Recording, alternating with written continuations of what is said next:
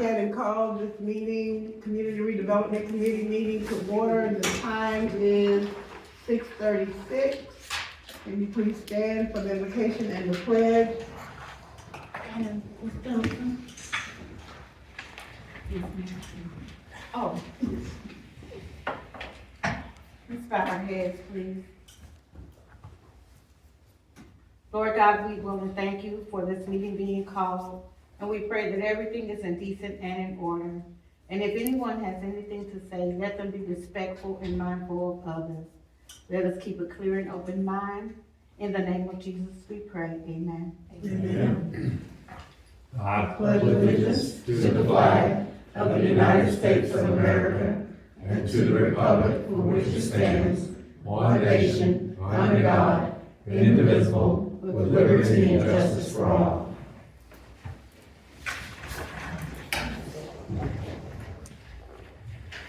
Please. Roll call by our secretary. Madam Chair, I note the 4 members present. And so, as the attorney stated, we lack a quorum. Okay. All right, now we will, so how are we gonna do, are we not gonna approve the minutes and adopt the agenda? No? Okay, so, But what I would advise is if there are people who are currently on the committee that no longer intend to participate with the committee, you probably need to make decisions about that so it doesn't affect your quorum in the future. okay, so be faithful, can you reach out to the members and see who is still on and who isn't? I know Kevin is working, Brady is sick, you already talked to Christina, She's absent, but and honest to gosh, forgot to call, Mr. May. okay. I really did, I was supposed to remind him yesterday about today, and I did not. And I'm not sure about Mr. Udell. But I will do an update at the next meeting. Okay.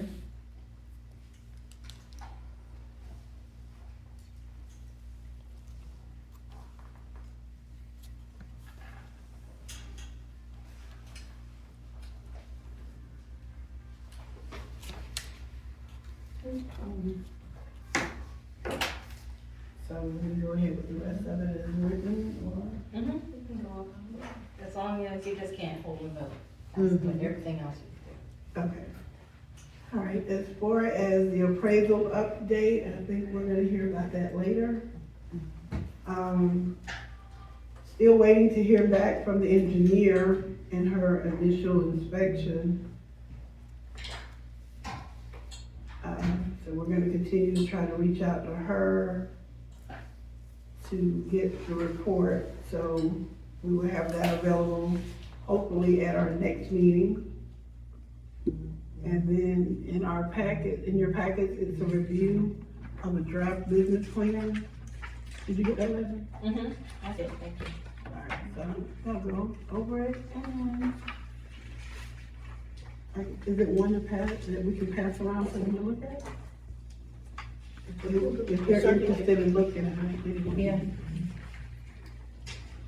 Marissa, did you get a copy of it? Circulate. I gave her a copy from the email. Okay. Yes. Go ahead and check and make sure everybody will get one, have one. And if y'all have any additions or questions, anything we need to go through or concerns, now's the time to go through and look at them. Madam Chair, are you going to inquire of the public items, things they want to see inside of the Telford so that we can? Yeah, that's what I was asking, they wanted to go through and look at it. But while we do have people, members of the public here, as you know, we are in the process of trying to acquire the Telford for the town, for economic, for our economic development. And I just wanted to see, I've got input from a lot of the community, but while you are all here, I want to see if you all had anything that you would like to add to it, your ideas, your take on the acquisition. Just your thoughts on it period while they're going through the, draft of the business plan. To see what we need to do. They would like to see change.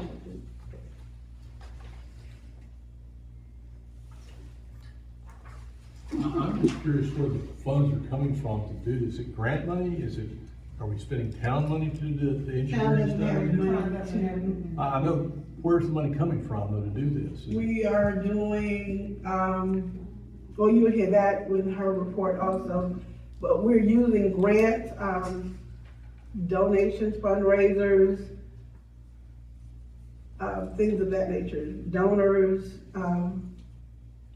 I've heard a rumor somebody's reaching out to the Marriott Corporation because they do little boutique hotels that maybe they might be interested in. no, I don't know if you've heard more than I've heard then. I hadn't heard that, so I can't say yes or no to that. And it's not coming before the council for that, so. I think it came, my last meeting, it was as a part of several ideas kind of thrown out Okay. of ways to potentially partner or whatever. Did it come before the council not to spend town monies to do this? Not to expend town monies to do this? There's no authorization, It's gotta be, there's no authorization for town money. right, okay, all right. Do you maybe wanna do the presentation first, maybe? Might Okay, address some of the issues. we can, yeah. Ms. Amarosa.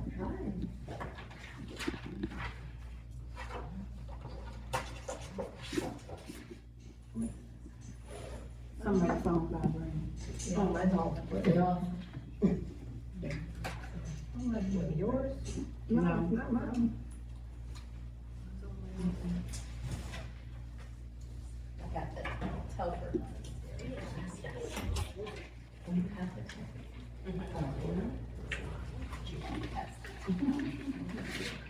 Hey, lady. Here you go.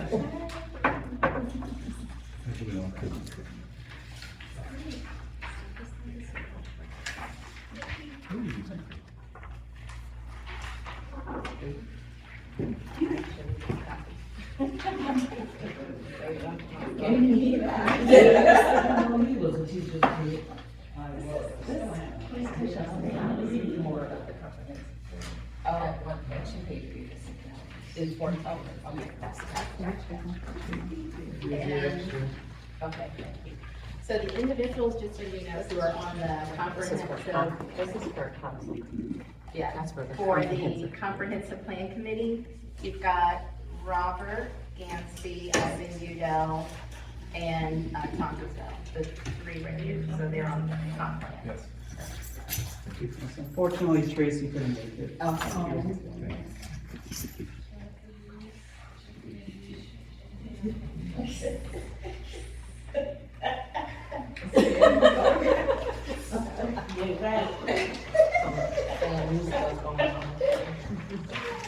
What about family? I heard this. Oh, you heard me take a winner? No. Right. Whenever I Right. get me. Did you get one? Y'all got these? Yeah. Pass it out, yeah. Okay.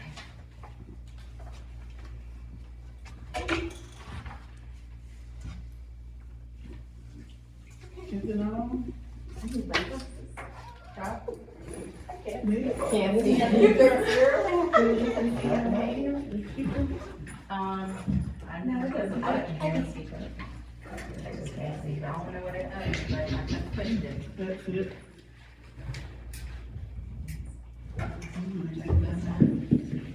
It's on. Well, this one. Is the button on over there in the corner? She just turned it on there. Oh. She just gotta make sure it's on there. On this, there we go.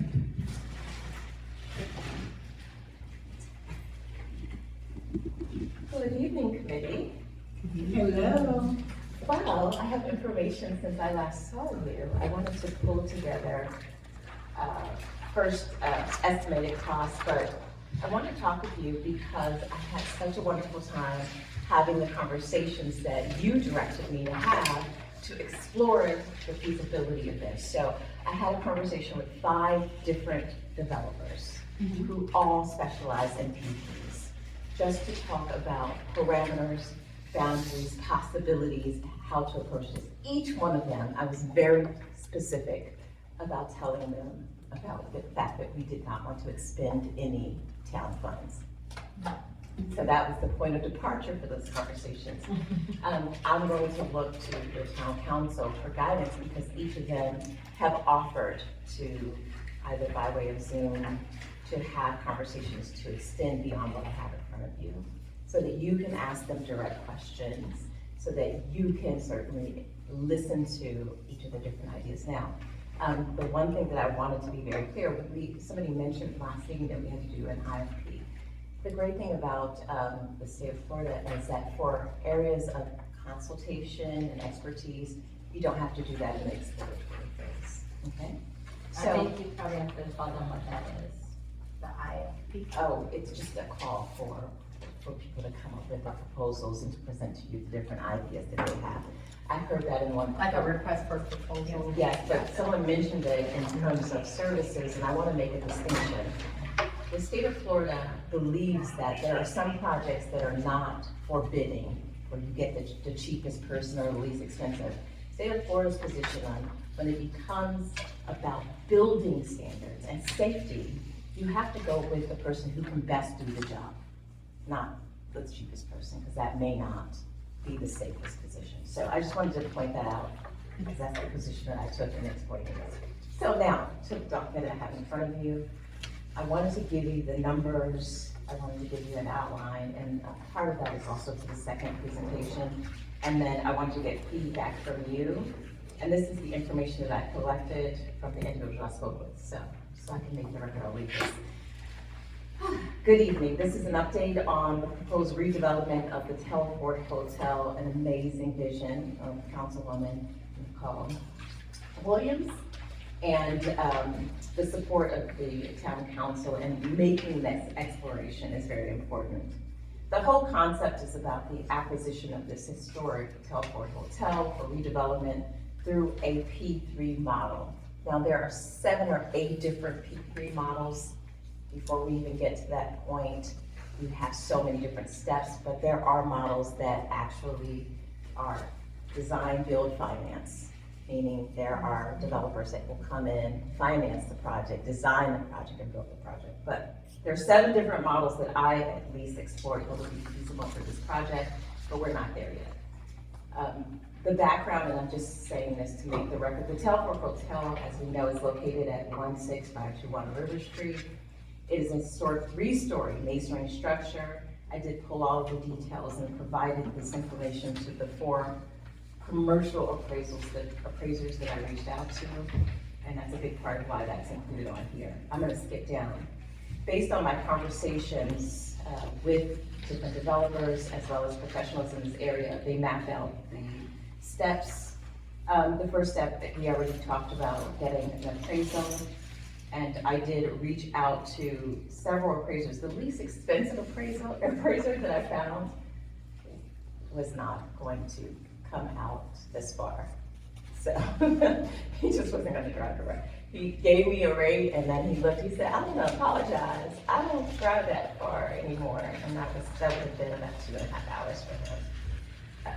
But that's just a side note. But there were 3 others in the area that are available to do so if you authorize that. Moving down, the next major and most important step would be the feasibility study. And the reason you do a feasibility study, and in fact, why it's required so that we can do our due diligence, is to evaluate all of the elements that I've outlined here to determine whether there are structural and capital improvement needs, to estimate those renovation costs so we know what we're exactly looking at. ADA and code compliance is going to drive the project. And one of the most important things to this council is about its impact on the environment. Of course, historic preservation eligibility and tax credits, which was something that I did very early when you shared this project and your enthusiasm for this project. And I'm so happy to report that there are certainly great tax credits and grants, as you already knew when you had this vision. And then, of course, we have to look at the occupancy rates and revenue models. And of course, the most important thing is there a market for this project? Is there a market? Because profit is gonna drive the importance of how we move, okay? And that study, as we know, will allow us to know whether or not this is sustainable, what the cost of the renovations would be, whether there's any kind of subsidies that would be required. And whether or not it would be also make sense for a private operator to even get involved. And then, of course, we could fully explore all of the state, federal, and historic tax incentives that are out there. And that feasibility study estimations, this is $15,000 to $30,000 for that to be conducted. Again, there are P3s who will absorb the costs. There are others who said they absolutely wouldn't, and that the town would have to pay up front. That's why I talked to 5 in total. Yes, okay. And then I give you a breakdown of 6 steps after that just the high end of the cost, that if we did engage with somebody that does design, build, and finance, these are the costs that they would have to take on, okay? And then in conclusion, the Telford Hotel represents a significant redevelopment opportunity for the town, but before committing any public funds, the town has to complete the appraisal, the feasibility study, and determine the financial viability and the appropriate deal structure to proceed. These steps will provide the council with the data necessary to make informed decisions and structure a P3 arrangement in a responsible, transparent, and legally sound way. And I included the data about the project. And so my question that I put forth to this committee is about your interest in talking with those different developers and how you would like to proceed, so that you can ask all of the questions that you have, so that you can talk to them about the projects that they've done in the past, what approach they made, particularly with the historic element of the project, and the one developer who does do the design, build, and the finance. You can ask the questions about the dollars and cents. I believe that it is a great opportunity for you to learn more about the nuts and bolts about this process. And so that is the question that I put forth to you about whether or not, one, you want to have that meeting, and 2, how we should carry those meetings out. Any questions? Would the meeting need to be public? Yes. Okay. With them, so. And they have to have several special meetings to invite one developer at a time. Well, Depending they're on, all outside of the area, I mean, one of them is about 3.5 hours away. So I'm asking also if that could be conducted by way of Zoom. Yeah. Yes. Can you do that? yes, we could project on that wall. You know how we could figure it out Right, and you have can the, on that yeah, side. sit on that side, and we could run Zoom through my laptop or somebody's laptop and do it that way. You can set aside a certain time slot for each developer.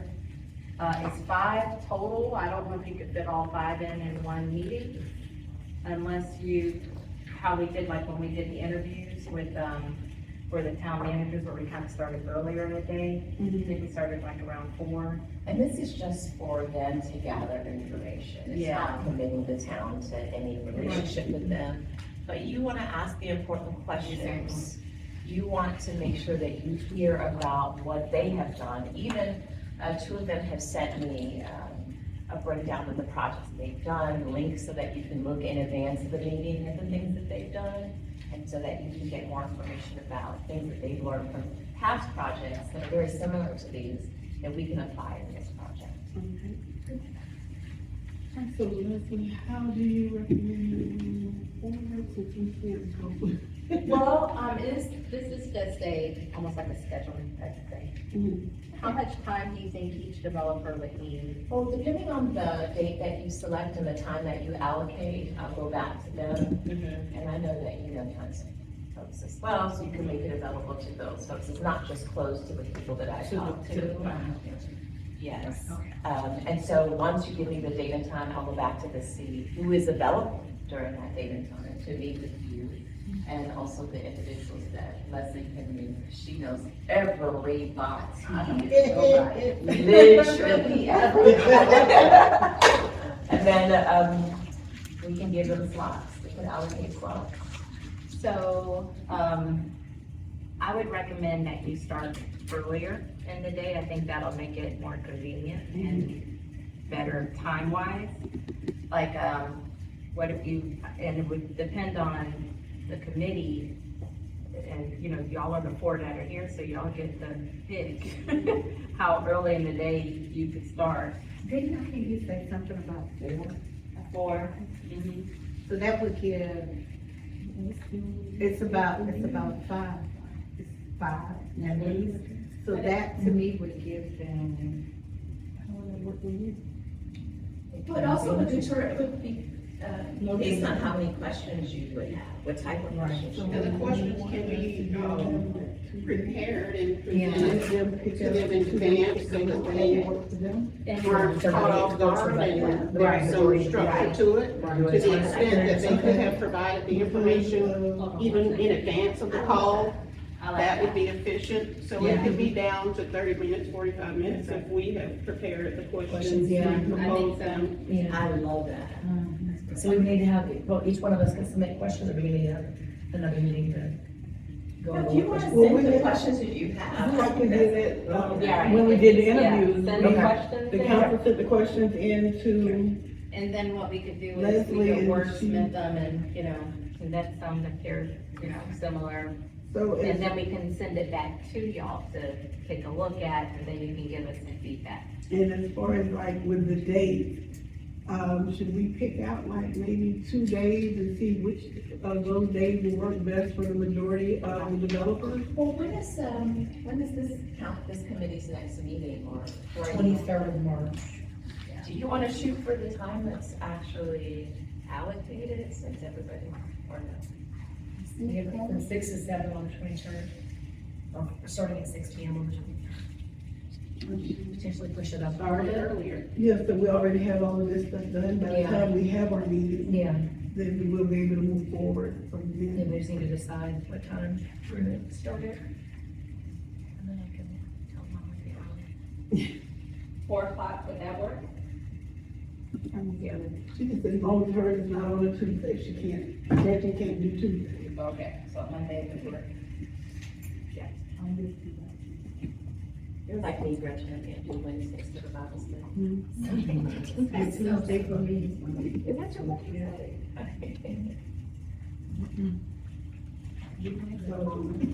So Monday, March 23rd, at 4 p.m. for a start time with the slots of 45 minutes Okay, so each. we're gonna do this on Monday, or we're gonna do it before the? Monday. No, we're gonna meet that Monday, the About 45, 23rd. 30. The same day. Yes, and she's gonna send us the 25. prospectuses, so we can look at it, and the links to review that they did, and then 35 submit questions to Leslie. Leslie will coordinate them, email them back to I us. said, I thought we were gonna have their presentation before we actually have our. Mind you, we're not No. asking for This would be- specific, you're gonna give me the questions and They're gonna present it. you'll have it in front of them, okay, you'll have their answers back. Leslie, when would you meet the questions, the deadline for questions to be submitted? One question before we get there. So what we're proposing is, once we finalize the questions and get it to them, then we can maybe get written responses back from them. Is that Or what do you're saying? you want written, or do you want them to present or answer? Or why not both? I like both. I like It makes both the as well. presentation Yeah, shorter, it makes it very short. and then you're talking about maybe 20 minutes. Okay. Because then you're simply probably asking them questions based on their response. If you need more information about something they responded. Or you want them to, let's say they talk about a project, you just want them to talk more about that project. So maybe 20 minutes each.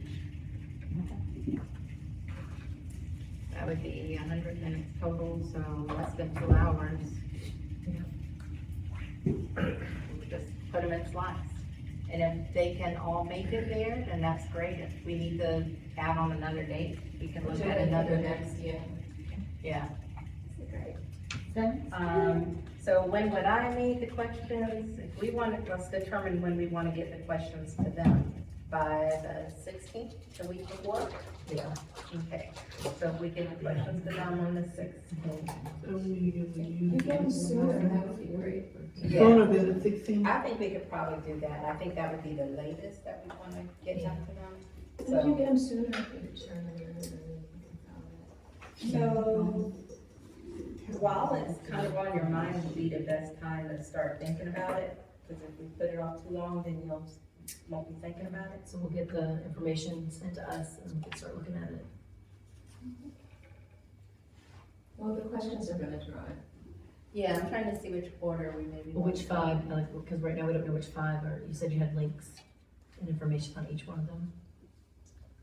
Do they have presentation information I that they have want to send? presentations from, I have just their, statement of work for Okay. 2 of them. Okay. Work. So how about, because the questions would be the same, like standard for all of them, so we wouldn't need, when they give back their answers, they can probably give any additional information they have about, we can ask them to include that. The things that, we want to see, like their prior work in different areas.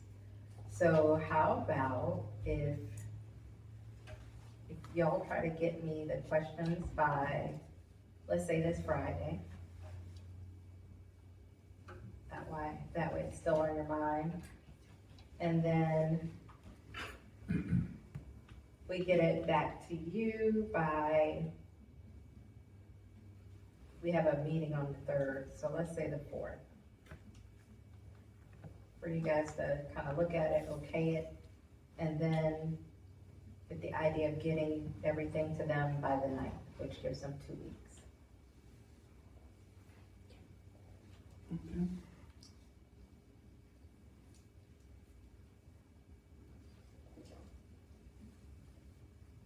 So we need to make sure you have them by the 27th.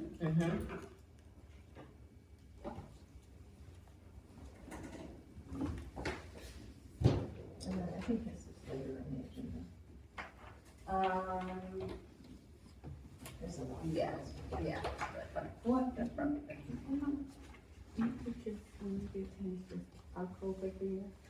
So you don't have to keep skipping back and forth. Oh, it's just for you.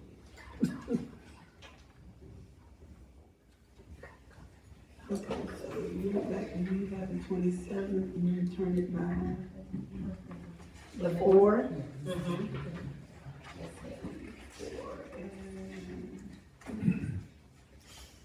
Receive, 9. We'll have them out to the developers by then. All right, and meeting on the 23rd.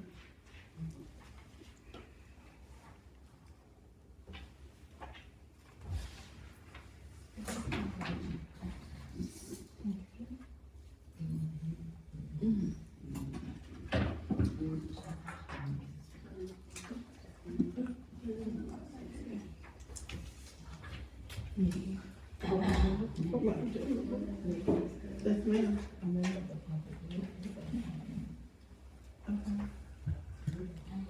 Yes, sir. May I ask a question? You may. Thank you. Hi. Are we sending out a formal RFP to these individual contractors to respond? Request for proposal? The reason I'm asking is I've done many construction management for about 30-something years for Brevard County and different other counties. And when you give them the scope of work and they come back and respond, they're all gonna have a little different, scope of work, even though you want the same outcome. And it's probably gonna take more than 20 or 30 minutes for some of them to explain the realities of how they go about doing a particular project. And there will be a lot of questions, I know, from the board. So I would say at this stage, which is more informational, because this is new for White Springs. Right. So for us to probably put together a request for a proposal that would be on target, I think they need to have a better idea of how P3s work. And may I respond to that? Yeah. I can be very specific in that.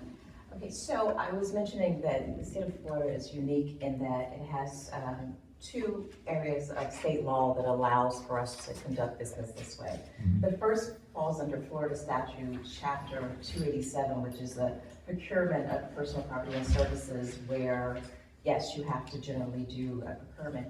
The exception is under professional services, including expert services, services that are exempt from having to do an RFP. Specifically, if I may, there is the Consultants Competitive Negotiation Act that allows for architects, engineers, surveyors, consultants in this field that does not require any type of competitive selection. They don't rely on it being the least expensive, which is the reason why you do an RFP, is so that you can get the cheapest price. This one is based on qualifications. So that allows the council to proceed by doing interviews and getting and extracting information that will guide their decision making. Now, there is a period where you do have to put an RFP, but we're not at that stage yet. And so this specifically falls under the Consultants Competitive Negotiation Act, which is expertise-based and not price-based. Okay. Yeah, I think it's, As long as they all have the same scope of work.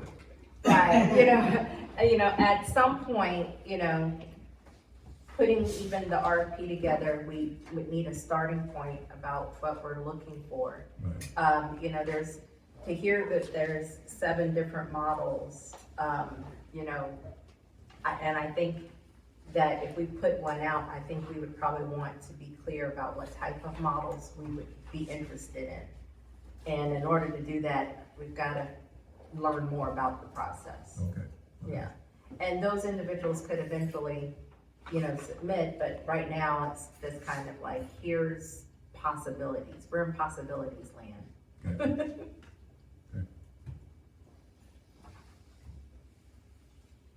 But maybe offer clarity in that all of them are gonna be provided the same set of instructions. Yes. So it's the same questions going so that they return responses to apples to apples. Yes.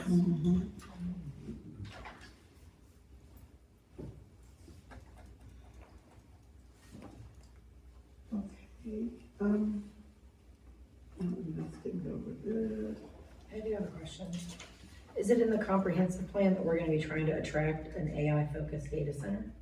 Well, Is that part of no, the well, comprehensive plan? that's part of, another Okay. part of her presentation, why the comprehensive plan committee is here. There's other ideas for redevelopment, which is something that, of course, is under this committee, but the comprehensive plan committee is looking at, future amendments for the comprehensive plan, and so just ideas. And any type of expansion is gonna have pros and cons that have to be weighed, and, figure out what fits and doesn't fit, but, it's to spark some ideas. I think it's good for us to think of the possibilities that are out there. I'm in possibilities land. And so none of this is like set in stone. These are different types of redevelopment opportunities that are out there. Some you're gonna like more than others. Some you're not gonna like at all. And I included articles that cover the pros and the cons. Yeah. One article talks about the benefits, one talks about the detriments. So Right, in each Yeah, of the those data projects, centers you'll has see that pros in and there. cons. Yeah. Yeah. More cons than. If you look in the back, you'll Yeah. see what. And actually, a part of this one, I've even It is. been to that one. Yeah. See, like I said, there's gonna be some you're gonna like more than others. I don't know how it's there, but Which one? this, the tiny home village in Do you want her Tampa. to come up and talk about it since we're talking? about Yes, it? yeah, we might as well go ahead and do it Yeah, all. let's do Yes, it. I yes. don't know why you. And she- And solar is, this is right down the street from us. Yeah. This is also our opportunity. These are just great ideas, but, These are the same things. the little tiny homes are so Ooh. They're tiny homes. The same thing. No. They're cute. The whole, right. And affordable.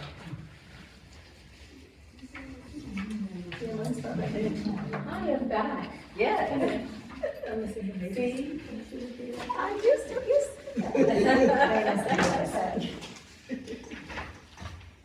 From Mrs. Davis. No, they're, front and back, the way she printed it to safety. No, mine ended here. Mine wasn't all that. Really? Yeah, hers didn't have all of this other stuff.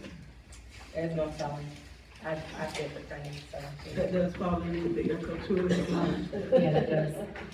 Town council asked me to look at the comprehensive plan and just present you some brainstorming ideas to allow you to evaluate what's been done throughout the state, what has worked, what has not worked, so that it could spark interest and at least a dialogue about what you think fits with the town and what doesn't. And so I have a packet, does everybody have that? Nick, you need one?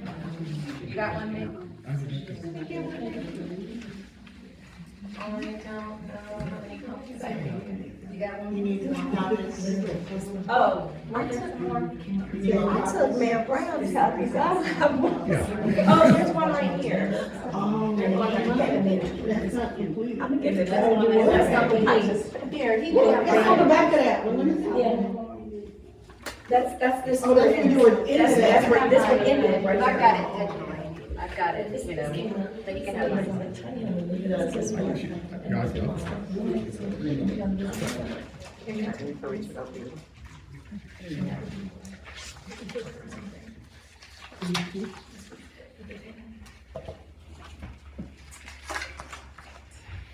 You all ready?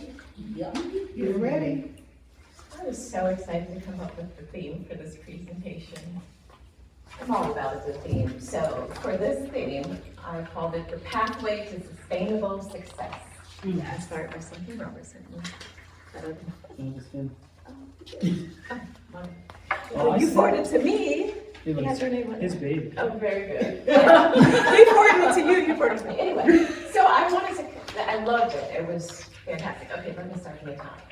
The path to sustainable success, the town of White Springs stands at an important moment in history as the town council looks towards 2045, which comes from its ultimate plan.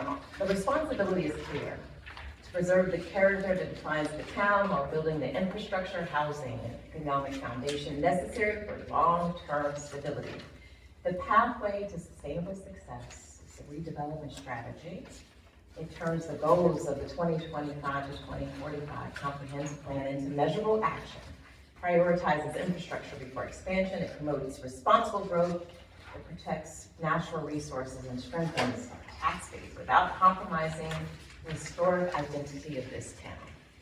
So what are the guiding principles for the redevelopment plan? It's guided by the principle that ensures sustainable progress. Growth will occur only where infrastructure capacity exists, including water, sewage, drainage, and roadway systems. The town, of course, will remain committed to protecting its declining assets, including its proximity to the declining river, its historic character, and its small town identity. Economic development will be pursued with discipline, strengthening the tax base without straining public services. Housing policy will support residents at every life stage through rehabilitation, workforce housing, and responsible infill. Capital investments will prioritize public health, safety, long-term fiscal stability, and strategic advancement. This is where it gets fun, the implementation. So I had 3 different pillars: economic development, housing strategy, equal wellness. So the first pillar was economic development opportunities. So this is where we're exploring the opportunities, including, this falls under Nikki's vision, the redevelopment of Telford Hotel, development of possible projects like solar projects, and feasibility of attracting AI focused data centers if the town deems fit. Now, in the packet that I provided you, I gave 2 different perspectives of data centers that have been built in Florida. So you see, the first reason why I explored this really came from an executive order that came at the federal level relating to AI data center development. And there were some there were some elements in this that provided federal support in three very particular and important areas. The first was that through this EO, we provide federal support for access to land on a cost-efficient basis, access to financing and tax incentives, and then an expedited permitting process. Specifically, this EO directs federal agencies, including the the EPA, the Army Corps of Engineers, and other agencies to revise permitting regulations and identify expedited options for approvals for qualifying projects. Why that's important is it's very rare to see the federal government push, finance, and support projects. And this shows that this is a very important priority. And it reminds me of, Leslie, do you remember empowerment zones? In 98, 99, there was another EO of such called empowerment zones, where the federal government was pushing towns to build, to create infrastructure, create opportunities. This is what this EO reminds me. So that really was my point of departure for exploring and presenting to you AI centers for consideration, data centers. I have provided you two different articles. One that shows the benefit, the next article talks about some of the downsides and some of the feedback that folks have been given who have already experienced having data centers in their communities. I think it's important for you to look at that, read about it as we move forward. Now, if you look at this page, and I should have numbered them, but I didn't. Okay. Fresh out of law school, you didn't learn. This company is one of the top companies that comes in and does these feasibility studies to see if you even have land and space that is attractive for data center assessments. And it walks you through the process, but there's one particular area of this that caught my attention. And it talked about Florida being a high-tech corridor. And they call it the high-tech corridor of 23 county regions spanning from South Florida to the Panhandle. The corridor is a place where research and world-class innovation thrives across clusters, from e-commerce to software to fintech to financial services. And it talked about Florida becoming a place where people are coming. So on the back of this, I reached out to the company and they sent me this form. I didn't have your permission, so I didn't fill it out, but said if you want to get us an assessment for your town to even look at the viability, this is the form that you would complete and submit to them, and they would do their own assessment. I did not proceed with that, but I just wanted to show you about the due diligence that I did in terms of pros, cons, how to proceed, and that would be one of the first steps. All right. Do we want to pause on that one? Okay, let's pause. I know. Even completing that form would be a council vote. Yes. Right. Just showing you the process, giving you the So- information. Okay. You know what I'm doing. But yeah, this is one of those that has great benefits and great negatives as well. And I think a lot of it so some of the positives would be,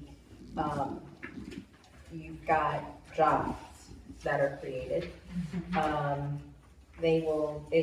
These data centers use a lot of water.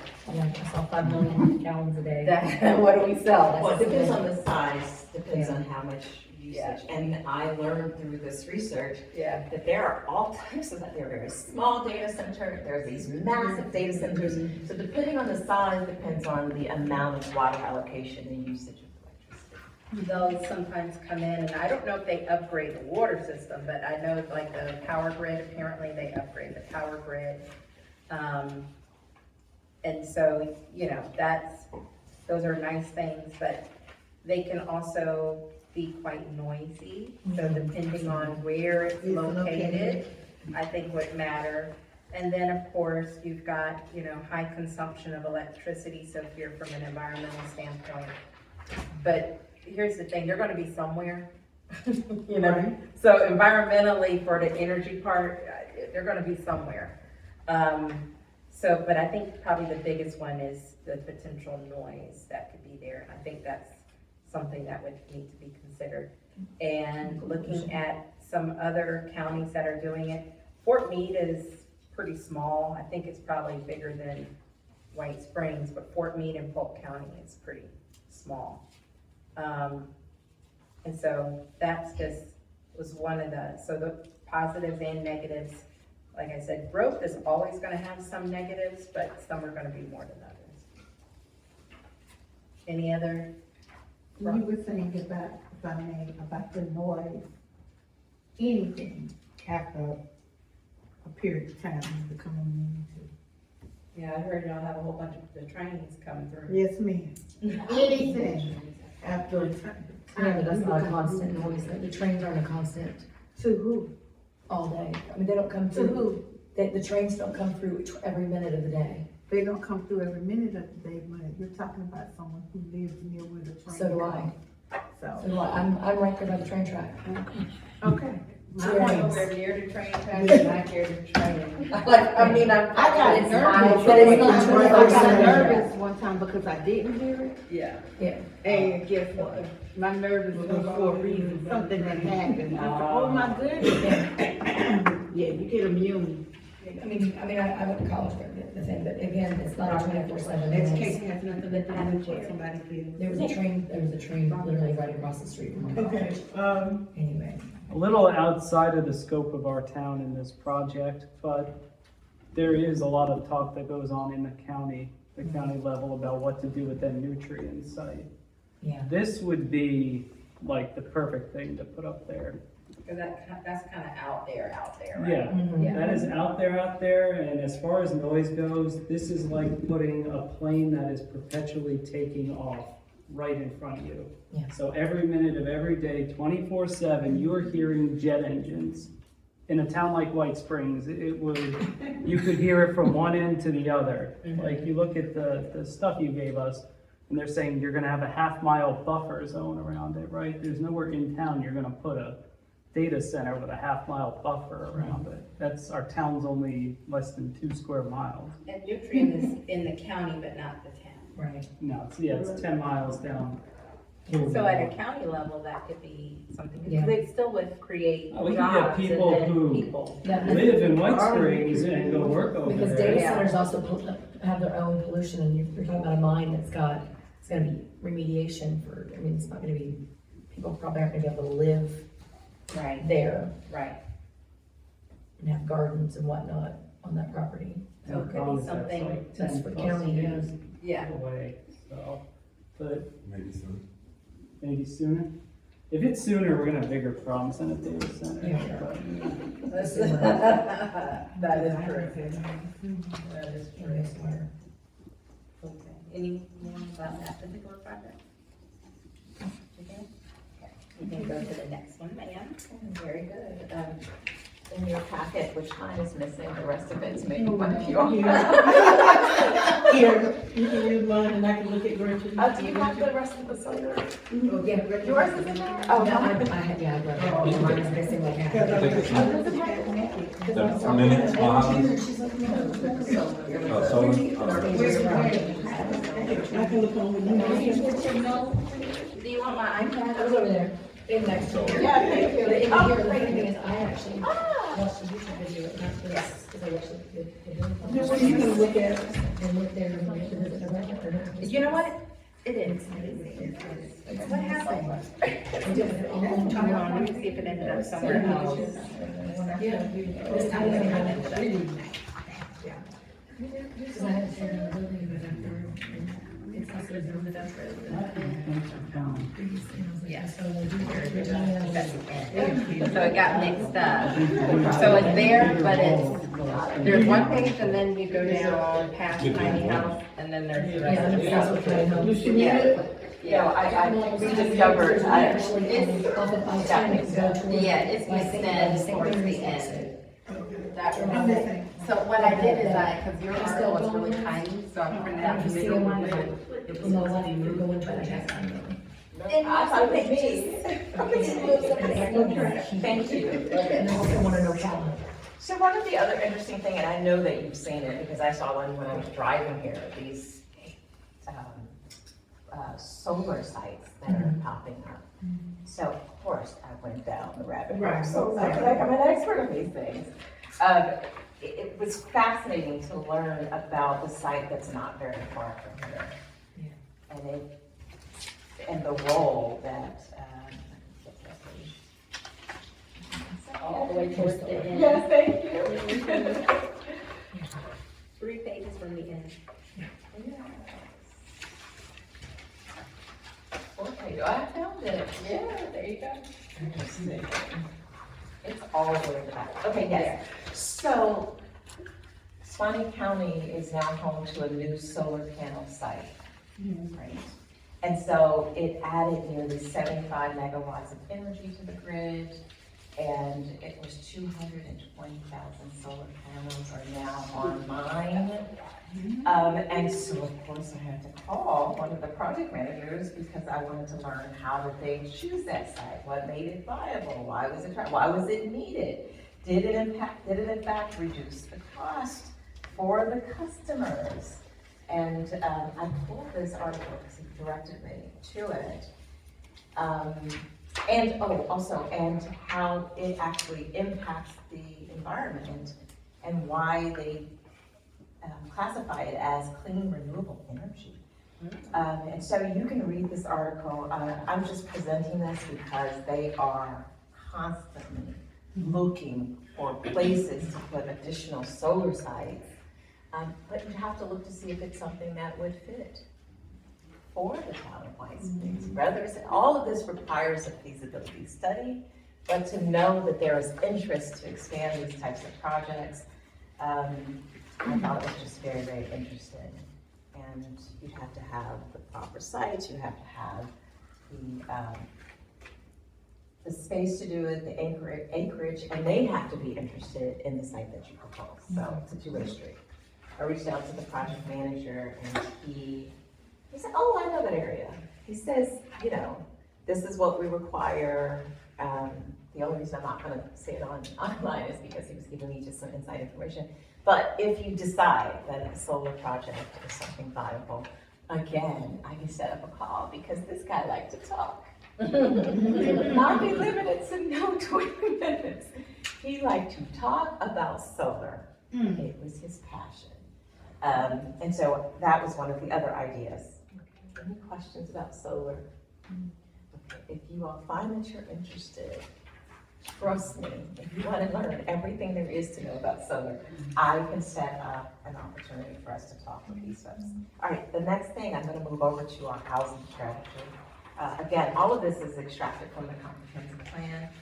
Evaluating innovative housing initiatives, including the development of maybe teeny home communities, and the implementation of targeted incentives to attract location-independent professionals, digital nomads who value nature, outdoor recreation, and hiking to make White Springs their home. Now, you'll remember during COVID, there were a whole bunch of professionals who worked from home and were looking for places where they could have access to nature, and hiking, and fishing, and all that, and still go back to a place that's affordable to them.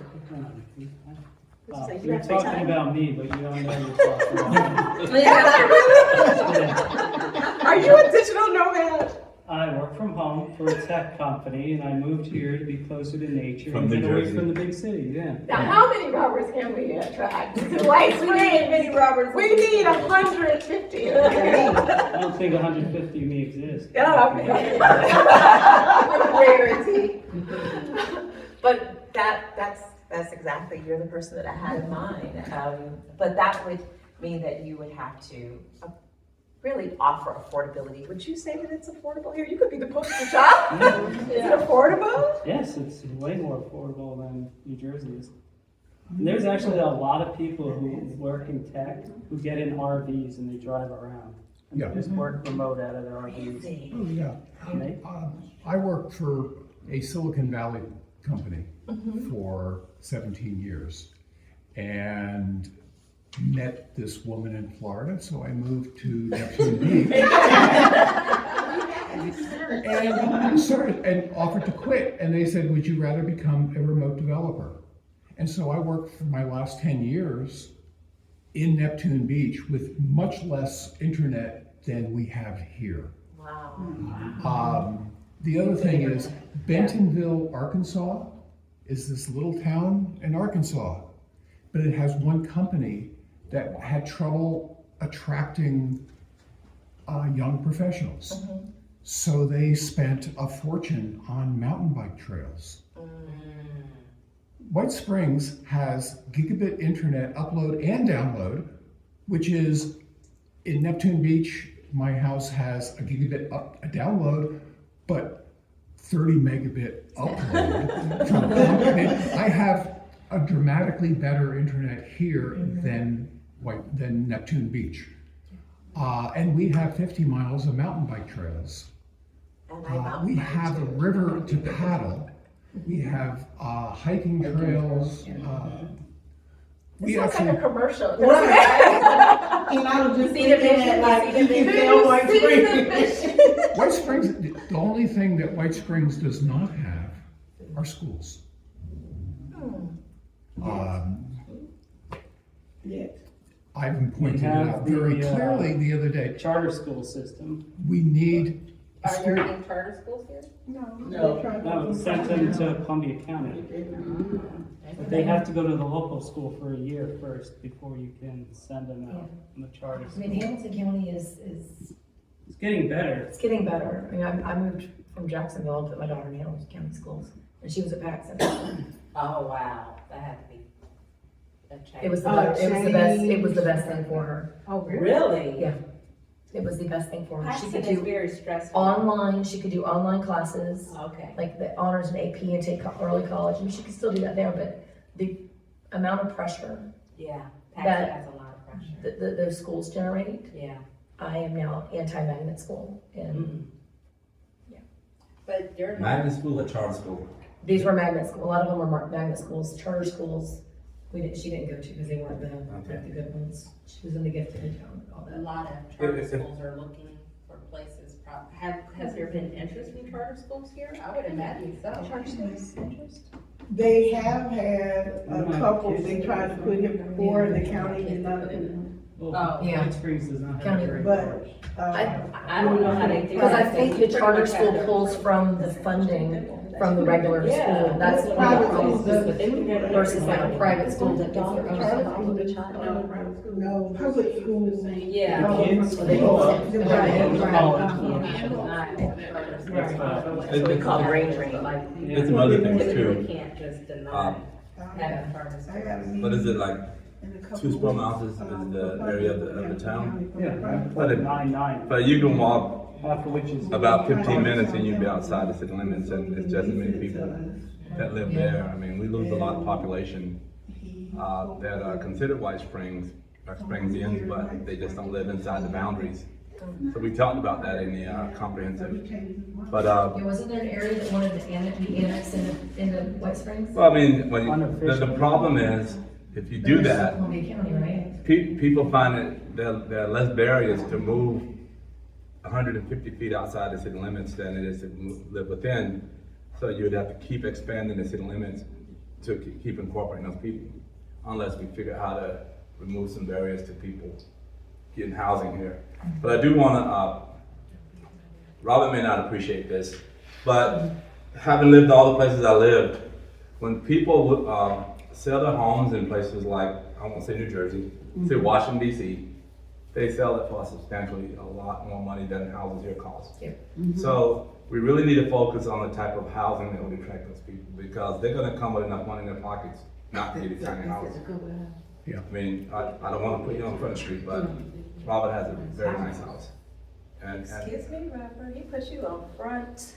And Excuse me, I gotta go to my car, I'll be back tomorrow. but, so, I mean, the idea, the train of thought is great, but we have to really walk through each step of this process, because building tiny homes, for the people that can move to a place like this for those reasons, they're gonna sell a 1,800 square foot house in a place like that for $750,000. Get a pocket full of He wants to money. move here and spend $750,000? No, or he's not gonna that? spend it, no, Okay. he can buy a 2,400 square foot house for $300,000. and have 400,000 in. Well, I love tiny homes, so. Yes, I know, I'm just saying. Transparent. But they're not, tiny homes aren't what we think of tiny homes. Tiny homes are luxury homes Yeah. reduced I know, in I know. size, And they're so like, yes, they are they're not not inexpensive. And people are Large money. downsizing. Yes. Folks Yeah. don't wanna live in big houses. They're No, not- I know, Jack, that, I know. They, The ecotourism they could be aspect of it. some, because when you That's think what we tiny do. house without seeing a tiny houses are luxury. Yeah. And they just reduce your costs. They, you, when you think of it realistically, it is a very, nice way to look at adult living independently. Yeah. There's tiny homes I think it's in between Providence, en route to Providence, that are just breathtaking. And they're all uniform. There's a different standard of living. It's not what you think of. They are the people like Robert who don't have family, who don't have children. They're a couple that don't need education. There's a model type to the people who purchase tiny homes. You can go down, I think it's Branford, Florida, and this whole concept of glamping, where you're paying for just a spot, $300,000-$400,000 for a location to park your RV. It's a different model of people. That it is not the model of. I mean, I know you And said to no that man, point, but there it was- is a retiree kind Oh, of. it You is. have lived nice out in the world. We went to the tiny home show. They had a tiny Yeah. home show. Oh, I would And we love walked through it and I was just. They're amazing. I would love There that. are groups of people who are part of these communities who are looking for new and exciting places to explore. They don't want to spend more than $150,000 for these homes. Their whole goal is to downsize. I just want you to know that this was just one of many ideas that we're exploring. Like what I've been saying, I mean, you're gonna have to have that as well. I knew that area. And I think the This is what state we is did. really moving to try to permitting processes to be, faster and Correct. smoother, but And then town we would have have, to how many consider campgrounds within 2 miles of White Springs? But not the campground mentality people. Yeah, this is not a, I yeah, there is a understand, I big understand. difference. But to your point, there's a whole lifestyle that comes in a tiny home that what I hear you Yes. saying is, do we attract that lifestyle? And so I'm gonna combine what I know about McShay and some of what I heard Robert say. What types of activities? McShay is saying that there are certain kinds of activities that people enjoy And we have that are part of that lifestyle. Mountain biking, traveling, so those things are here, you just gotta amplify them and make sure they're visible as you take on a potential But model. also the In affordable, the other 2013, model is the Even affordable so, housing. The when park we go- finally let us put in a mountain bike trail. The park got a new park manager, and he was from Miami, and had put in a mountain bike trail, and he said, okay, yes, y'all can do it. It was beautiful. And we had to go through the thing, we got the state biologist to go and approve it, and Swanee Bicycle built 8-mile bike trail. His attendance, because he now had a check mark on the website, do you have mountain bike trails? Yes. Yeah. He became one of the top park managers, and he retired at the top of the game because he was able to bring people wanted to come to Stephen Foster because we had a mountain bike trail. The Swanee Bicycle Association maintains that trail. We don't. It's not. The park doesn't do anything for it. The Florida Trail comes through. Next month, the Florida Trail is going to have their Death March, a 100-mile run. And it's sold out, and it's sold out, because so many people want to do this. And this is such a beautiful area. So, I want to get a point of clarification. Are you reticent to have Yeah. people come to White Springs? Oh, yeah. Okay. So you have to decide on the strategy. If there are folks who don't want folks like Robert to come to White Springs. Yeah, they don't exist. But there has to be a clear housing strategy. There are folks who want to attract, Yeah. Folks to White Springs, there are folks who don't want. Once you come up with a clear, comprehensive housing strategy, then we know which housing projects, housing development strategy to go after. But you have to have a clear picture of what they want. I think the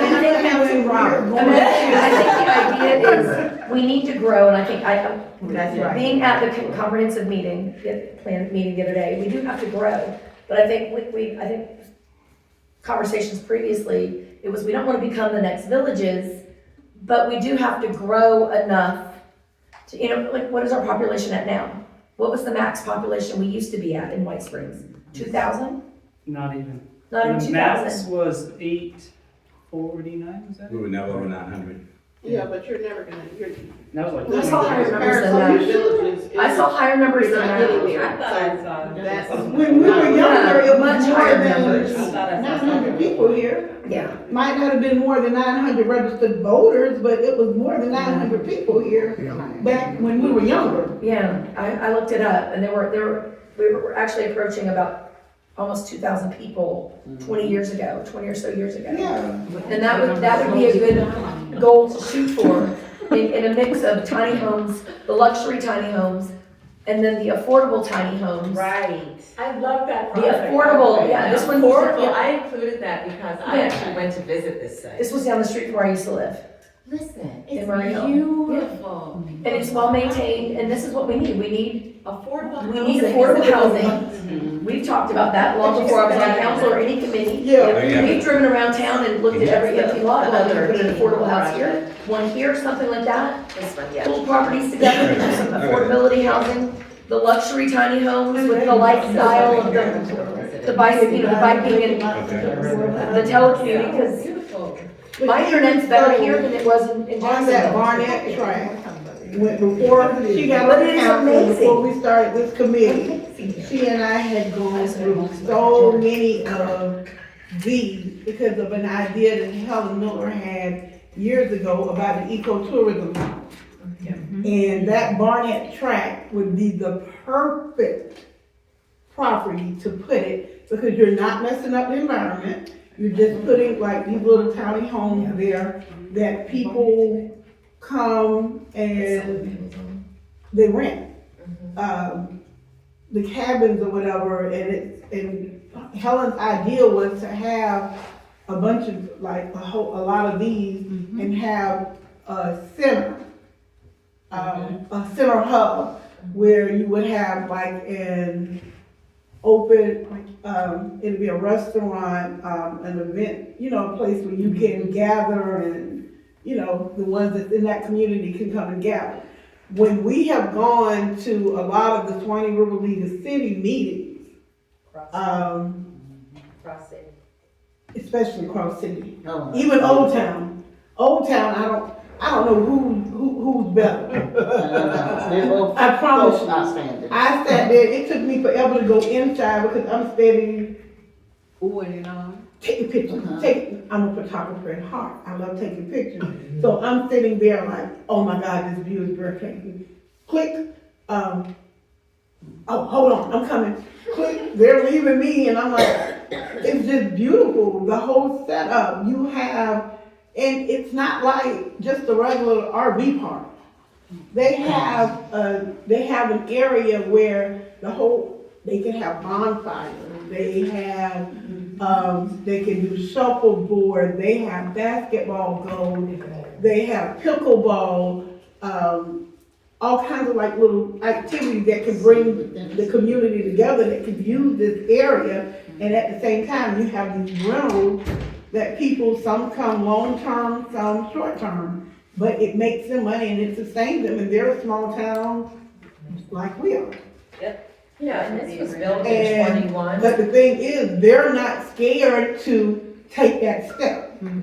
We say, what I've noticed here in White Springs, we say we want this, we want change, we need economic development, but at the same time, do you really want it? Because people are so scared to take that step out and to say, okay, well, let's try to do this. Let's do this. It ain't gonna make no money. People ain't gonna come. Ain't nobody gonna. And you don't know that because a lot of times people look for things like that in this area. I've been asked that question before. And the only cabin I can tell them that is really here and available, because I know some of the mobile RV parks have little cabins also, but they're rented out permanently. Like long-term to people working at It's almost PCS. impossible to in get different- at Stephen Foster. And then Stephen Foster is so backlogged, Yes. and it is so difficult to be able to get it over. They're beautiful. But when you're looking at the price of these, they're cheap to acquire.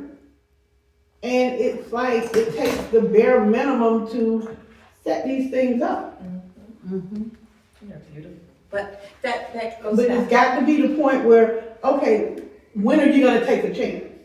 At the minimum price, because the returns are gonna be greater, because this is what people are looking for. Am I wrong? People that come for the folk festival and stuff, that type of things are, there's nowhere to stay here. Yeah. Even, Well, Where's What- bicycles? Are they in the bicycle Cities, problem? yeah, the even town- with bicycles, I mean, we have nothing here. but the town has, by the ball fields, they have power outlets all the way around the outside of the ball field for vendors. But, so they could rent it out to RVers Oh, you and mean, for special events? for events, or use it as a RV park Yeah, they're- for I a wouldn't dozen, want to use the a dozen baseball field RVs, for an but it's RV never, park. But it's not a But permanent for- RV Not on the park. field, it's Oh, It's a outside. concept of Making, this mobile generating- camping Right, that yeah. they converge on a town and they're there for a weekend and there's this whole Okay, something like network that, of yeah. them, Right. yes. But Yeah, I it's not suggest long-term. if you really No, want to it's see how these concepts can work and how these tiny homes have built these communities and brought in revenue for these small towns like Old Town and Cross City, go look at them. Don't knock it till you try You it. have to see it. I mean, when you go in, you're gonna be amazed at like, They are absolutely. And I went to I went to visit this property, it opened in 2021, so I was curious before I came before you to go see if they were able to maintain the way it was when it opened. It's just as beautiful today as it was on the day. But the pride that each of the residents have in being able to have affordable housing, their neighbors take care of each other. You're so right about the community. They share with each other, they have activities together, but it is just as beautiful today as it was when it opened.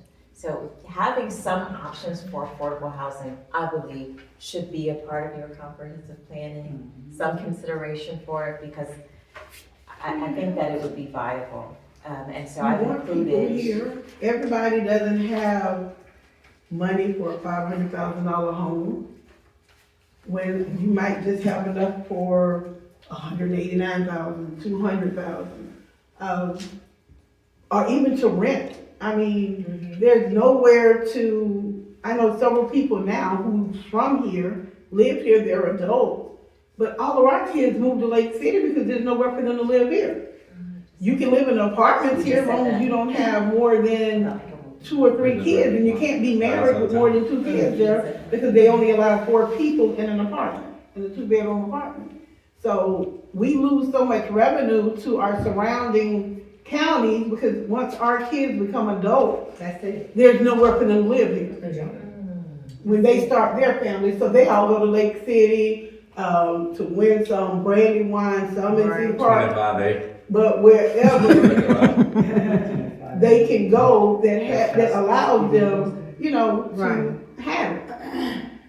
So we want the revenue, we want the people in, we want to be sustainable, but we gotta do something to do it. It's not gonna do it just sitting there saying, oh, I wish, I wish. Amarosa, are these projects that are in the presentation also the types of projects that P3 yes. partnerships could And cover? in fact, I reached out to 2 of these Kinney Holly builders about how they select, and they said, that as long as you have the land, they can put these communities up. How much Because land do they need? it Sorry. depends on what type of project you select. So in your comprehensive plan, there are some limitations about how many houses and homes can go on certain spaces. I'm not an expert on that, did you all do the comprehensive plan? Yeah.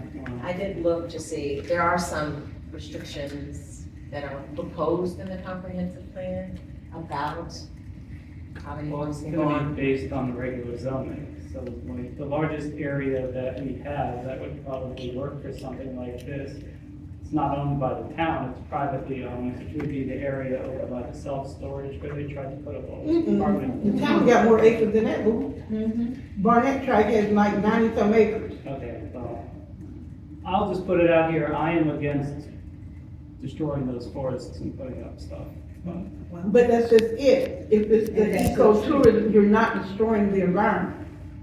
You're blending within it. You're putting them there and you're blending within it. It's not to destroy Not like it. a clear cut. That was never Helen's dream. okay, so even if we were to put something there, it's not in city limits, so we wouldn't. It is. No, it's not. It's outside of city limits. Yeah. The city owns that and it's. We own it, but it is out of city limits. City limit starts at the bridge. White Springs city limit starts at the bridge. It's a little tiny sliver on both sides The of the only bridge. part, let me correct you on that, the only part of that is not in the city limit is Tanisha area over by where David McKyer. across the street. That's the only part, and they asked, but they're trying to get annexed in now. These are the legal city limits of the town of White Springs. The Barnett tract is up here. It's outside of our city limits.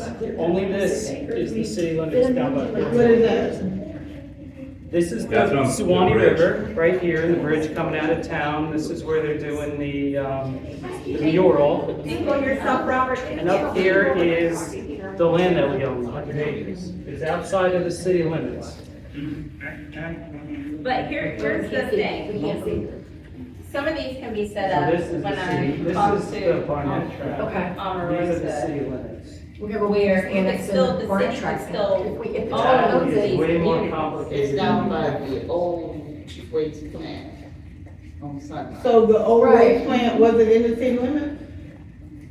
Well, that knows sense. But if the town owns it, then it should be. On the property appraisal. If the town owns it, then we can annex it in, right? Right. Because that's my area.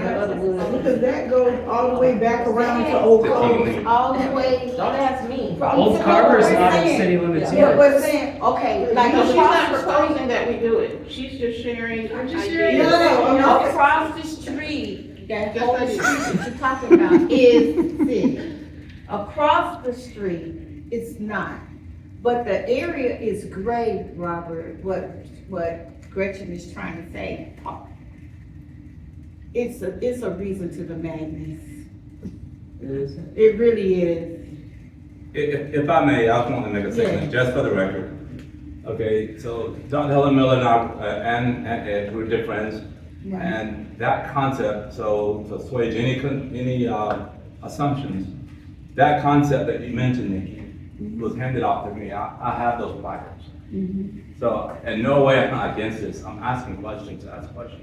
For clarity. But that concept was handed off to me. So I understand fully that whole concept that she and others had. Like I said, passed on to me.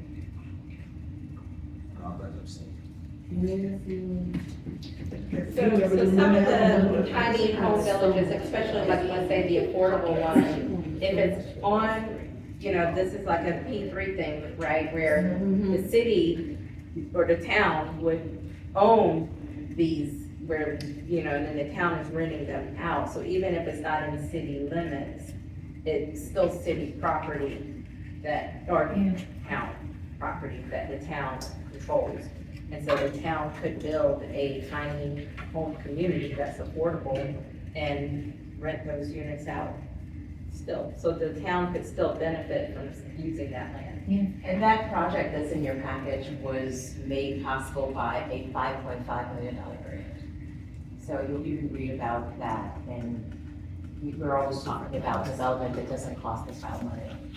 $5.5 million grant is life-changing, right? And it would provide a lot of housing. So it sounds to me that between the redevelopment committee and the comprehensive plan committee, you all will come up with some ideas of how you want to move forward on housing. The team at Escape, one of the developments, the teeny home developments, that they would be very happy to chat and talk. Project manager that oversaw the Navajo project in Jacksonville spoke with me very freely and walked me through how that process took place. It was on 5.7 acres of land, this project. And so there's a lot of green space, there are a lot of places for them to even expand if they wanted to. So I'll take guidance from you as to how you want to proceed. If there are housing models that you want to explore, and I think our biggest job is just really to present the information and make the people available for you, the council and the committees to make decisions, okay? All right, the next exciting thing. It's the part I want to get to, this is really my expertise. The next one is under eco and wellness. So I combined the two because they were mentioned in different parts of the comprehensive plan, but I think it's important for us to explore. One of them is the development of a health center, a satellite health center. And Leslie has amazing relationships with folks in the healthcare field. She's already started having conversations with some of the providers to see if they would be interested in having a satellite site here to provide access to healthcare for the residents of White Springs. I think it's a worthy cause to pursue. I did not realize that most folks went to other places to get their health care. Yes, ma'am. And so you have to determine, you would have to determine where that is in terms of your priority, but Leslie she has incredible relationships in that space and has already started to have those conversations. I'll let her lead that conversation about once you all tell us how you want to proceed, and we can discuss further about what they're looking for and how we would go about setting that up. Okay. Then the next thing that I mentioned here which actually came from Robert, so I'm glad you're here this night, is about the Woodpecker Trail connection to the Stephen Foster folk, starting, I think it starts with the Stephen Foster Center. Woodpecker Trail Extension. Extension, thank you. It starts at Big Shoals. So Big this is Shoals. basically Okay. Woodpecker Trail. Well, yeah, help me. Yeah, that's brought it home. So Woodpecker Trail is basically a wide paved It's a path. 3.4 mile trail that was built in 2004 in Big Shoals State Park.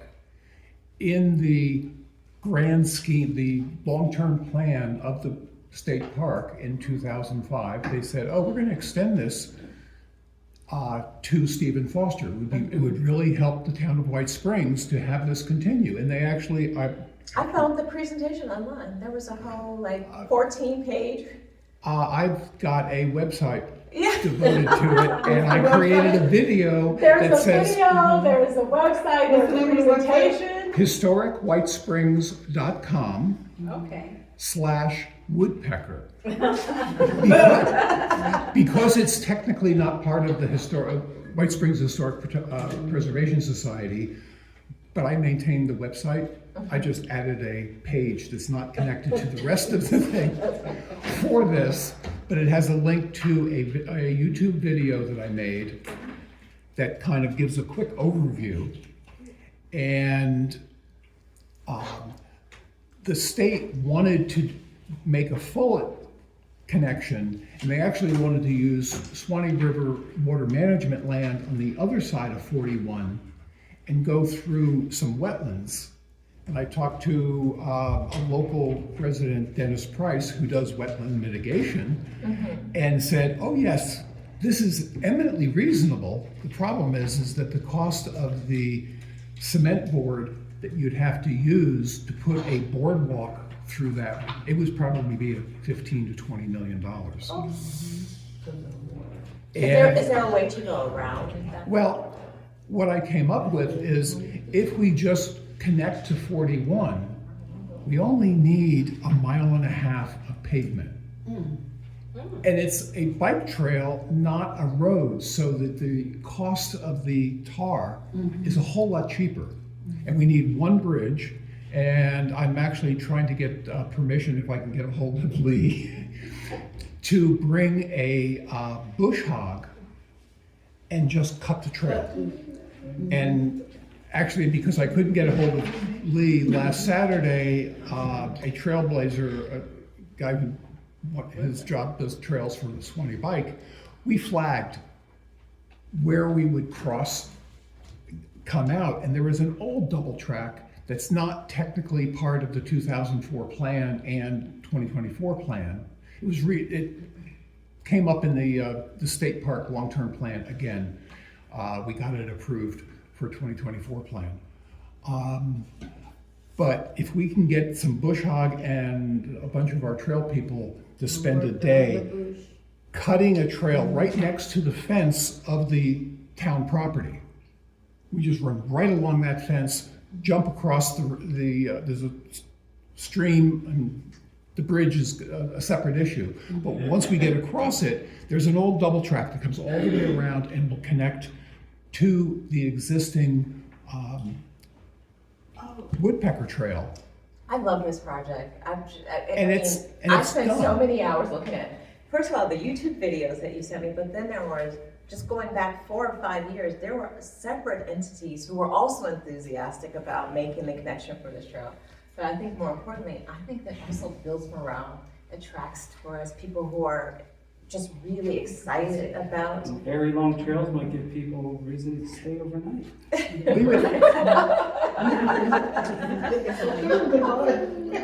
So there are 2 ways to look at this project, and I wanted to ask the committee for consideration. We always talk about RFPs, but there's a thing called RFIs and RFQs. So an RFI is just a request for information, where you put the project together, you put it out, and you have developers and people of interest to submit information to you about how they would proceed to do this project with our parameters of no money or cost to the town, making sure that they meet the environmental considerations. So my request is for permission for us to go out with an RFI for this particular project. I think that would require a vote, right? Would that require a vote, Leslie?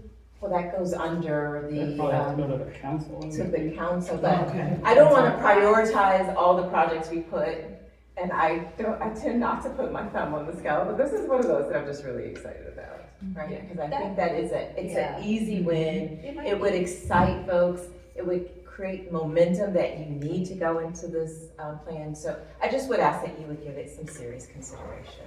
I wonder if that's something that town manager can just do, since it's just a request for information. Yeah, it's just for people to put presentations and requests together about how they. Take a look at the chart. Well, he's not spending any money, he probably can do it, Yeah, Ultimately, the town council's gonna have to approve any expenditures. right, and this is information coming in to review.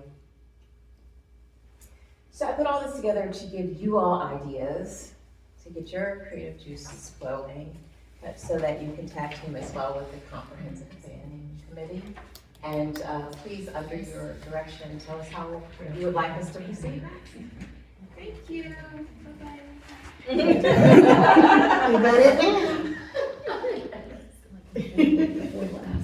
that Luxury, both of them, not to bring it in, just maximize the potential. all right, as far as with the, we off to that thing. Oh, one thing I wanted to mention is I was just driving in, there's a lot of abandoned homes on property. And I wonder, if you're talking about attracting people, something that can maybe help would be if there's grant money to take those houses down. I mean, that's a good start. And there are the CBDG grants, the ones that we just used to build those houses. They also provide funding for clearing what is called blighted properties. That is on my radar of things we need to do, but. Because I think that would help. That's an expense that we can at least remove to help attract people. Yeah, say that, you gotta look the part. Yes. the problem is, like we were talking about in the code enforcement, is if we don't have the money lined up, like, this is really expensive. So we gotta consider that. Yes, the fun of it all.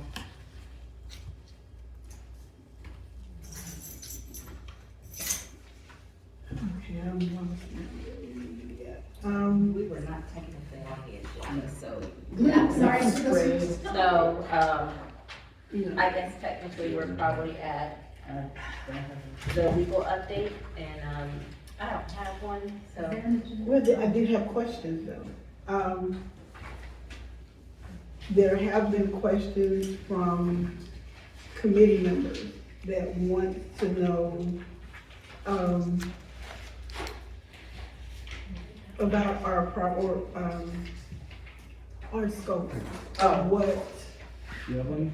Authorization, what the town council has authorized you to do? Yes. Correct. Okay. and to whether we need to go back before the council to broaden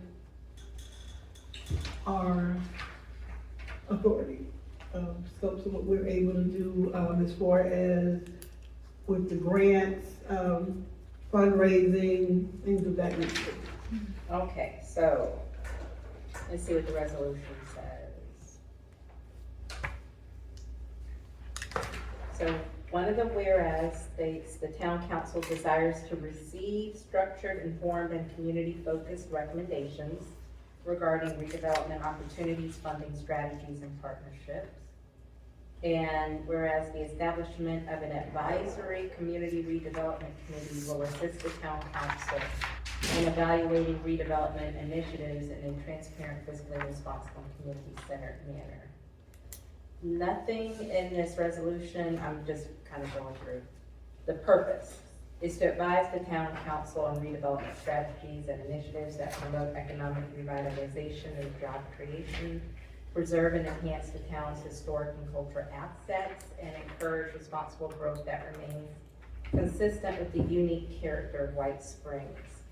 Nothing in this resolution shall be construed to delegate or transfer the town's statutory authority. The town shall remain the responsible, meaning the town as an entity, remain the responsible public entity for purposes of redevelopment findings, public-private partnerships. All final policy decisions and required approvals shall remain with the town council. The scope of responsibilities for the committee include reviewing and evaluating potential redevelopment projects, identifying funding opportunities such as grants and public-private partnerships, and recommending redevelopment priorities and strategic framework for the town's consideration. The committee shall report its findings and recommendations to the town council, either in writing or presentation. So it's advisory. Rich's mom said she Robert. Recommendations, information is what the committee's charges to the town council for the town council to then vote on those decisions. Okay, so how do you recommend, what do you recommend as far as with us? Because they don't want to give us any money. It's like we're at a catch-22 right now.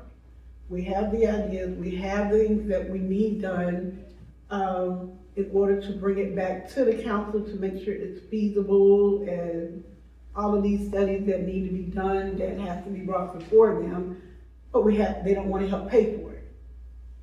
Well, that's gonna go. So Yeah.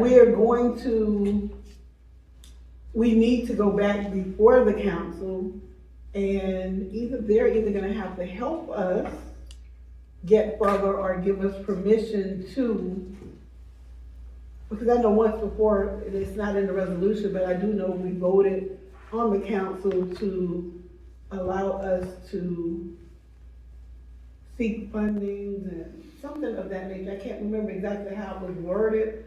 I think the idea, so one of the things that I know, Councilwoman Sherrill would always say, like, no no letters are going out, no letters, you know. No, we haven't done any letters because I know the agreement was before I send out any letters, it had to come before the council and the council had to approve the letters for the funding and the donations, this, that, and the other. So ultimately, what the committee would need to do is to make recommendations to the town council and make your recommendations clear. Problem is, you can't exactly vote on them, as a committee, but you as a councilwoman could still, as a councilwoman, make a motion for those things. And both of you are councilwomen, but, so it wouldn't be a recommendation from the committee, it would be, you know, just basically you putting forth a motion for the town council. To regulate our scope and permission for, authority permission or whatever. Right, but I think it would need to be very specific about what you're looking for. Specific and broad at the same time. So let's say if you are looking to authority to raise funds through various means, including but not limited to fundraisers, letter writing, or what, you know, be kind of detailed, so you don't have to, you know, come, you're right, applying for grants. A lot of grants are still gonna want a town council vote. A lot of them wanna see that the town council is approving it. Okay. So some of the grants will probably require minutes that show the town council has authorized it. And especially something if the mayor's gonna have to sign off on it. I would think that that needs to probably go back to town council so that she knows that she has authority from, because she doesn't have independent authority, it would come from the council. So if it's something that the mayor's gonna have to sign off on, then it should come back to town council. Otherwise, that's gonna be how things need to be done, and if town council comes back and says, yes, then you proceed. If town council comes back and says no, then maybe you try a different approach. You know, I mean, there's no scenario where you can make the town council do it, but other than how maybe you present it and you know, show them what you're. Because how I'm looking at it is, okay, we got something that we can actually move forward with. And we never intended on you having the town to pay for this, but there are some things that we are going to need from the town. Especially now that we're an official town committee by resolution. But we would rather try to get, you know, do our own fundraising so we don't be a burden on the town. And it's like either they're gonna have to make a decision, and I know I'm on the council too, so we're gonna have to make a decision on, okay, how much of this are we going to help this committee do, if any, or either give them the permission, because we've had committee members who have been trying to set up fundraising, to get the funds in to help with these astronomical fees and things that we're going to do. I can't, there is an application that I need to submit to Nutrien from the committee, but we still have to go before the council before I can submit the letter, fill out the application for Nutrien. Another thing is about establishing the nonprofit. So we are able to go search for the grant. And how would we go about doing, establishing a nonprofit and to be able to go ahead and seek funding and to get an account where once we get these donations, they're going into a restricted account just for this committee. That would need to be a motion put before town council to create. You can, the town can create a nonprofit. You would have to decide if, I mean, if it's gonna be town created, then that would need to be town council that approves it.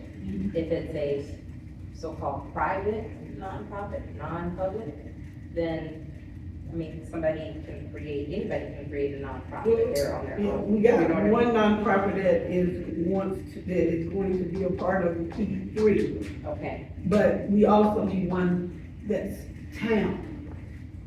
and are you sure you need the town to have a nonprofit? Well, Or would it's the town certain by things that itself? we can apply for Uh-huh. as the town nonprofit that we can get funding for that we can't from, As a town, yeah. where they don't allow public They're entities like, to? when, the grants and things that I've been looking at, some, are for municipalities and they're nonprofits. Mhm. Then some are for just nonprofits and 501c3s that any of them can apply. Okay, So it's like, okay, let's apply for these in every manner that we can to get the most funding. so that would be. And even so, like,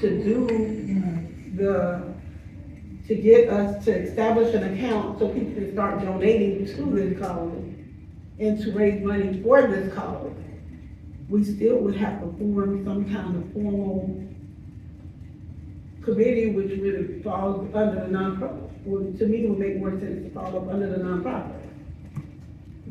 I would start by doing a motion before town council to form a nonprofit, and I would probably specify what the purpose of the nonprofit would be, the name.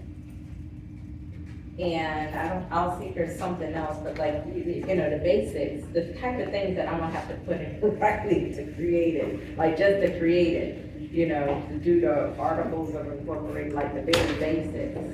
And if they authorize it, then I do. But I would think you need to have the name and the purpose at the bare minimum. If there's anything else, I'll let you know. We got the name, we have Yep. our purpose. Yep. So we've already got that out, Yep. we have that covered. But, because like, I was gonna do an update with them anyway about the conversation I had with Mr. Nick today, as far as with the Telford and fundraising ideas that I had discussed with him, that I had to wait, I couldn't call anybody because I had to wait because I was either, my friends are on the committee with me or they're on the council, so I couldn't discuss it with anybody but my mama. And it's like, he's going to give us permission to host certain events at the Telford because I feel like the best way to get some money in is for people to see what it is you're fighting for and what you're trying to get. So I can tell somebody about the Telford all day long, they've never been there before, or they're not part of this community, or have never seen it, or been in to see it. They're gonna be like, oh, that's just an old hotel or whatever, But once you go in and you see it at its grandest, and you're inside and you're able to take a tour, then you're more likely to want to help fund that project. And I have my eyes set on around the folk festival of doing a walking tour of the Telford. Setting up a booth at the folk festival that's about, to tell people about the Telford and, what our committee is trying to do. And then we're going, then we're having, we were thinking about having a banquet or some type of dinner to invite the lawmakers and the different people in, businesses in, to also come in to the Telford so they can join our, our plight. But in order to do any of this, we still have to go before the council and say, okay, well, you need help with X, Y, Z. And I think, I can help you put together what that motion should look like. Because I think that we need, of course, to create and establish the nonprofit, what its purpose is, to about opening a bank account. Who is in charge of this bank account? We can still designate that as being to the county, correct? With our treasurer and assistant treasurer as being, That's what we would need to specify. It would need to be real clear. And but we can't Obviously, a discuss it because nonprofit. that's something that's got to come. Can I ask for input from the audience? Or- yeah. Oh, We're okay. getting at the meeting. This is what I'm saying. Yeah. Like, the main, that I want to comment, would it be a violation? Because, no, we're in an open meeting now, right? Yes, ma'am. So Okay. it would still be a violation? No. Okay. You can have this conversation All right right, now. see, I done scared you. listen, when you gave us this, We went by. Gretchen and my conversations almost stopped. We only talk about work and children. That's fine, that's fine. We can't talk about And cats. cats. Listen, dogs, cats, rabbits, pigs. We had to reevaluate our whole You took entire away, conversation. you took away Sunday dinner. So, Y'all can eat together. now listen, It's gonna be quiet meal, but y'all can eat together. listen. Gretchen and I are used to talking all day, every day. The minute she gets off, clocks off from work, we talk. I can bend up. Now okay, how was Hannah? How is, How the dogs? is that you walking the dog? You know, you go see the things like that. So, that's why I needed that clarification. So, can I get some ideas from y'all on what I was just saying? Since we can legally talk about it now. before we- Incorporation is way outside of my wheelhouse. I would defer to legal counsel. I'm joking. I swear, 'cause you know Do you have any? You know what I was input, fishing for. Lisa? He just would not. Just, What he said. Oh, my God. he just will not. Now I'm just processing. If the you're legal talking advice. about, ideas for fundraisers, what about having like a dinner at the Telford? Yeah, that's what she wanted to do. She was That's why I very wanted- long-winded. But That's took what a she long way. meant, was Yeah, having yeah. a dinner, a fundraising dinner at the Right, Telford. and I wanted to see your take on it. I think that would be a good idea. Oh, but he Some let us sort do it of before. event there. Yeah, he's agreeing to, in our conversation, as long as he knows that we're interested in it, and he's agreeing to let me do different fundraisers there. Would we have to pay him To to use the venue? He's not saying anything about any money. Well, He knows that I am trying to raise money, and I asked him if I can do fundraisers there. Now, what I did tell him was that that if we are allowed to do it, and I had to come, I gotta go before the council before it is a yes or no, whatever, to get the legalities done or whatever. Then we, from the money that we raise, we will cover the utilities that we use. We would, pay for the utilities. We're using his light, we're using his kitchen, we're using his water. Give him something towards that, but he's not charging me to rent the building and use it or anything like that. No, so. But it's only fair to. one thing, Cissy. What? Sometimes that exceeds what a person might have charged to allow you to use the venue. In some cases. In some You have to cases. know Mr. Nick to understand. I understand what you're saying, but just consider it all.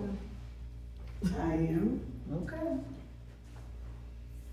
So you're going to put that together for us?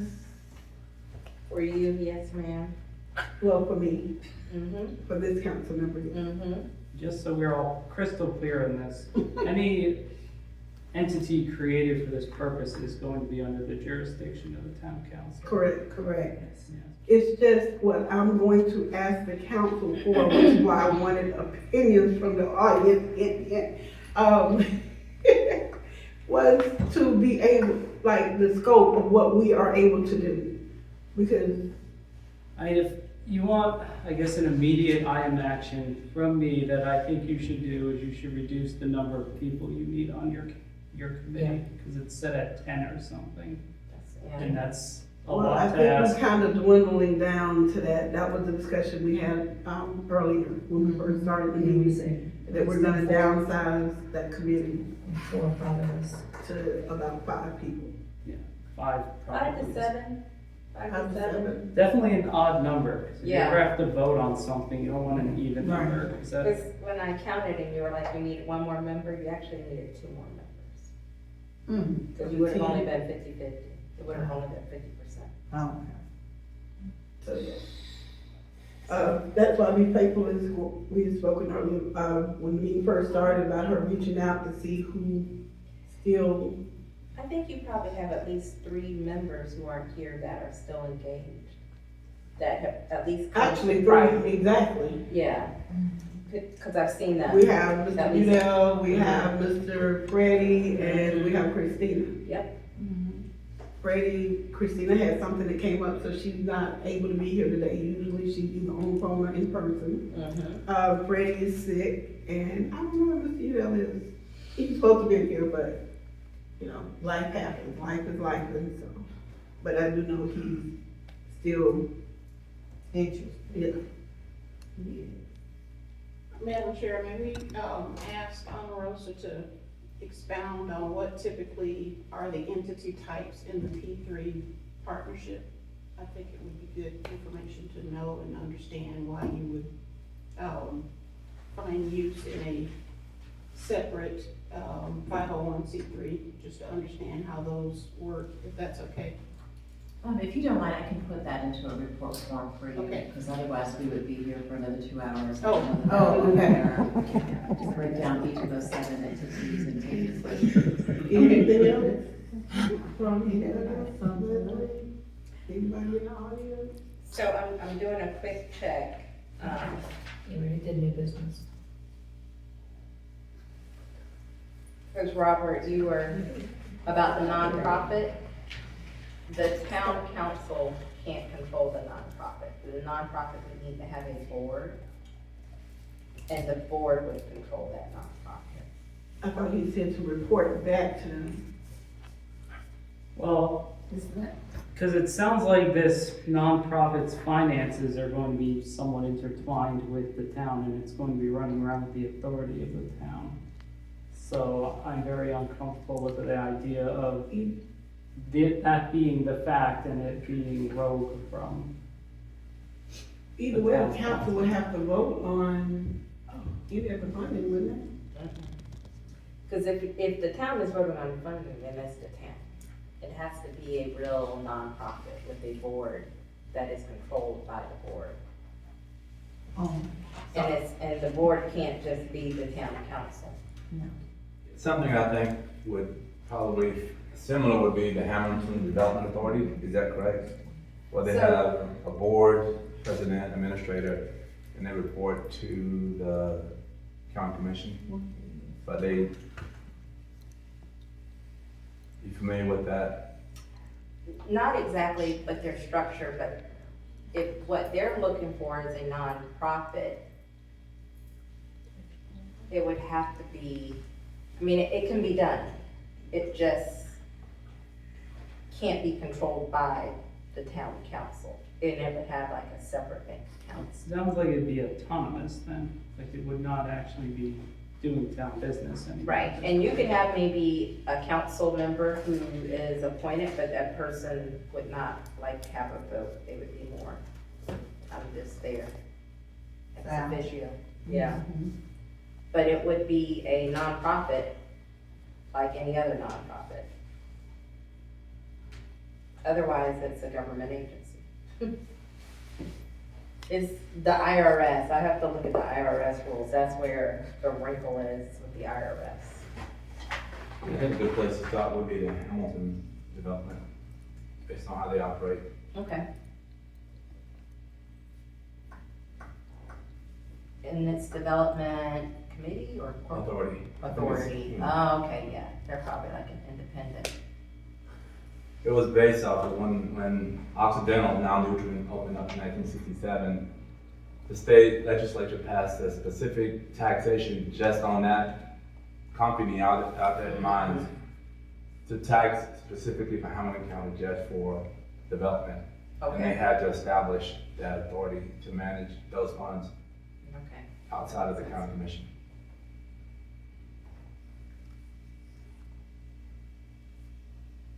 I'll check on it.